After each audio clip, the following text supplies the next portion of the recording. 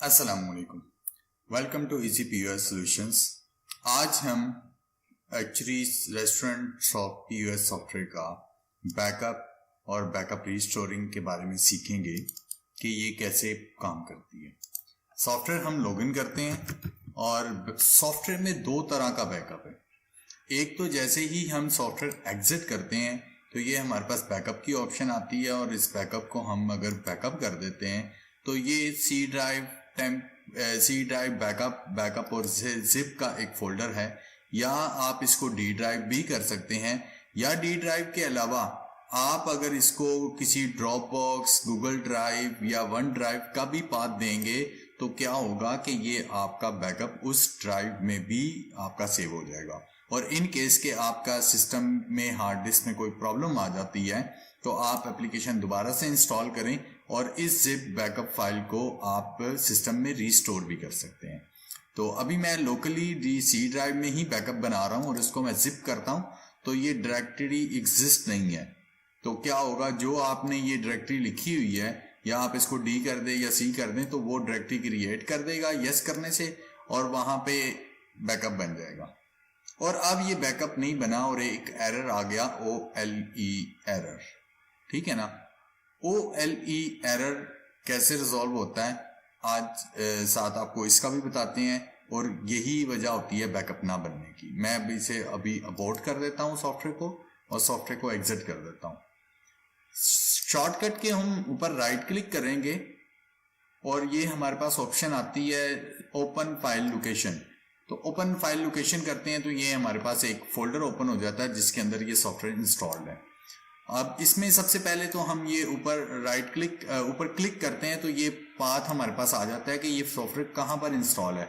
आपके पास C drive में है, डी ड्राइव में है, जो भी पाथ होगा वो आ जाएगा और आप इस पाथ को कंट्रोल-C करके या राइट क्लिक करके इसको आप कॉपी कर लें। कॉपी करने के बाद आपके इसी फोल्डर के अंदर एक फाइल होगी REGDLL की। ठीक है ना। वो OLE एरर इसी वजह से आया है कि DLL रजिस्टर्ड नहीं है। हम इसे डबल क्लिक करते हैं, इसे हम यस करेंगे और इसके बाद अब यहां पर हमारे पास आ जाते हैं, हम इसे एक्सेप्ट करते हैं और नेक्स्ट ये वो पाथ आ जाएगा जहां पर आपने वो पाथ प्लेस कर देना। कॉपी करने से ये फायदा होगा कि यहां पर कोई भी पाथ आ जाता है तो आप पाथ प्लेस करें, इसका मतलब एग्जैक्ट फोल्डर वही आ जाएगा। आपने सेम पाथ जो आपके सॉफ्टवेयर का पाथ है वो सेम पाथ देके आपने इस फाइल को आपने इसके ऊपर इसको यस करना है और इंस्टॉल कर देना है।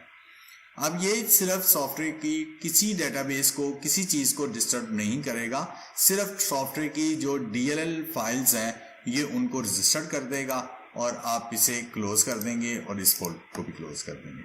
अब हम दोबारा आते हैं सॉफ्टवेयर में और हम इसे लॉगिन करते हैं और यहां से हम सॉफ्टवेयर के एग्जिट पर क्लिक करते हैं और ये बैकअप की ऑप्शन आती है। बैकअप पर क्लिक किया तो ये हमारा पाथ आ रहा है ऑलरेडी और यहां से हमने बैकअप कर दिया और ये अभी बैकअप हो रहा है और ये अब बैकअप डन हो गया। ठीक है, आप देखें सी ड्राइव बैकअप जिप और इसके अंदर आज की तारीख तक का बैकअप बन गया। ये सिर्फ आज का बैकअप नहीं है, ये शुरू फर्स्ट डे से लेकर आपके एंड डे तक, लास्ट डेट तक का बैकअप है।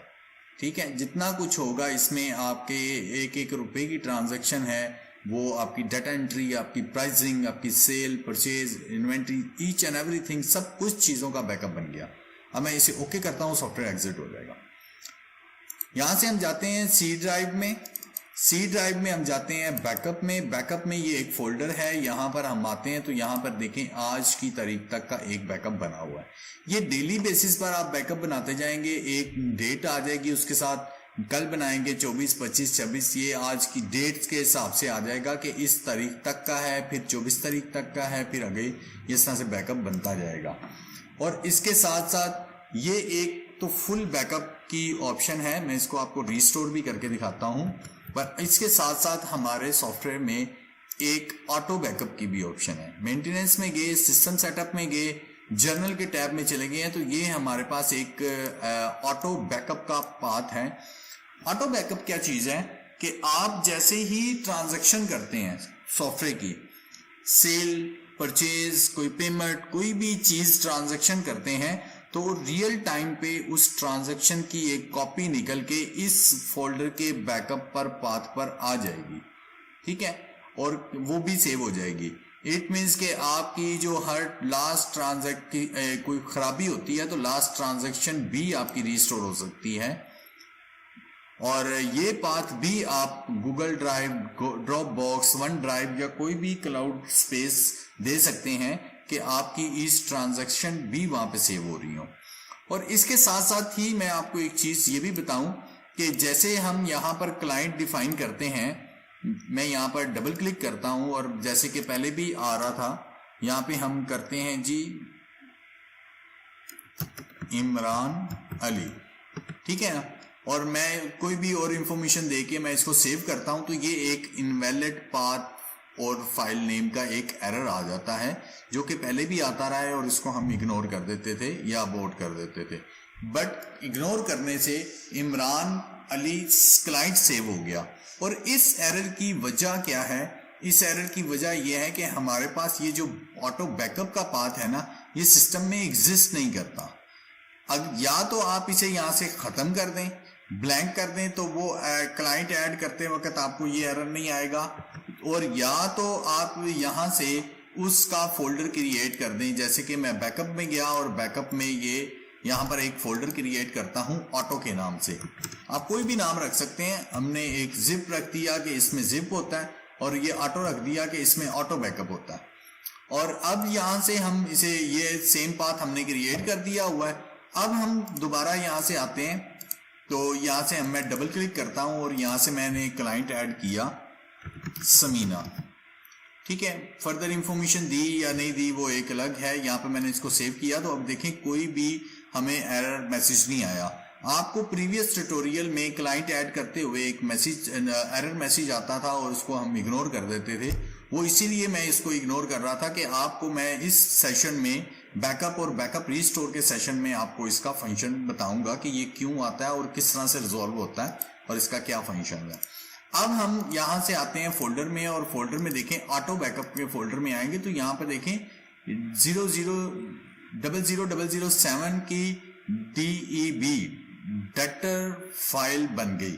इट मीन्स कि एक डेटर क्रिएट हुआ और उसका यहां पर आ गया कि यहां पर वो उसका एक कोड आ गया, इसके अंदर उसकी इंफॉर्मेशन है। इन केस के कोई डेटर आपका नहीं रहता, सिस्टम से उड़ जाते हैं किसी वजह से, तो इससे आप रिस्टोर कर सकते हैं, ठीक है। अब मैं आपने ये तो देख लिया कि बैकअप दो किस्म के आपके पास बैकअप हैं, और आपने इन बैकअप्स को देख लिया कि ये ऑटो फुल बैकअप भी है, ये जिप जो है ये फुल बैकअप है, और ये ट्रांजैक्शनल बैकअप है या एंट्री का बैकअप है, जिसमें क्लाइंट्स की एंट्री, सेल और परचेज इस तरह से आ जाते हैं। अब हम यहां से आते हैं और यहां से एक बिल हम सेल करते हैं, एक हमने फाइल पंच की और डायरेक्ट मैं बिल बना देता हूं। मैंने इसकी पेमेंट डाली और इसको मैंने सेव कर दिया। अब देखिए ये एक सेव होने के बाद ये बिल नंबर हमारा था F7 किया, बिल नंबर हमारा है 12, ठीक है। अब हम उस ऑटो बैकअप के फोल्डर में आते हैं, तो यहाँ पे देखें दो फाइल्स और आ गई हैं इसमें, ठीक है ना। इस शुरू में लिखा हुआ है SI मतलब सेल इनवाइस, और SP मतलब सेल्स पेमेंट। जो सेल इनवाइस बनी उसकी सेल्स पेमेंट भी डल गई, और आपने देखा कि आपको कुछ भी ना करना पड़ा, सिर्फ आपने ट्रांजैक्शन की और एक बैकअप फाइल आपकी इसमें बन गई। और बाकी फुल बैकअप उसी तरह से, जैसे कि आप सॉफ्टवेयर क्लोज करते हैं तो आपके पास बैकअप की ऑप्शन आती है और यहां से आप जिप करके इसका फुल बैकअप कर देते हैं। ये तो मैंने आपको बताया कि बैकअप और ऑटो बैकअप कैसे लिया जाता है और उसको कैसे मेंटेन किया जाता है। अब मैं आपको बताता हूं कि जी बैकअप को रीस्टोर कैसे किया जाता है, ठीक है ना। इन केस के मैं यहां पर आता हूं और मैंने यहां से लॉगिन किया, और लॉगिन में हमारे पास है यहां पर सॉफ्टवेयर आ गया, और यहां से मेरे पास अगर इन केस के कोई डाटा डिलीट हो जाता है, कोई डाटा खराब हो जाता है, या मेरे पास न्यू मैं इंस्टॉलेशन करता हूं और प्रीवियस बैकअप को अपने रीस्टोर करना चाहता हूं, तो इसके लिए क्या होगा कि मैं सबसे पहले आपको मेंटेनेंस में आएंगे, 6 नंबर पे है रीस्टोर डाटा फ्रॉम बैकअप, इस पे क्लिक करेंगे तो ये फुल बैकअप रीस्टोर की ऑप्शन है कि यहाँ पर आपका फुल बैकअप कौन सा होता है, वो जिप बैकअप होता है। और यहाँ से आप अपने सॉफ्टवेयर में आते हैं और बैकअप के फोल्डर में आते हैं और बैकजिप में आते हैं, तो यहाँ पर ये फाइल पड़ी हुई है, मैं इसको क्लिक करता हूँ और ये हमने पाथ दे दिया, इसको फाइल दे दी और मैंने इसको क्लिक प्रोसीड कर दिया और ये हमारा बैकअप रिस्टोर हो गया और ये एक और फाइल हमारे पास आ जाएगी। हम इसे ओके करेंगे तो ये फाइल रीइंडेक्सिंग की ऑप्शन आ गई है।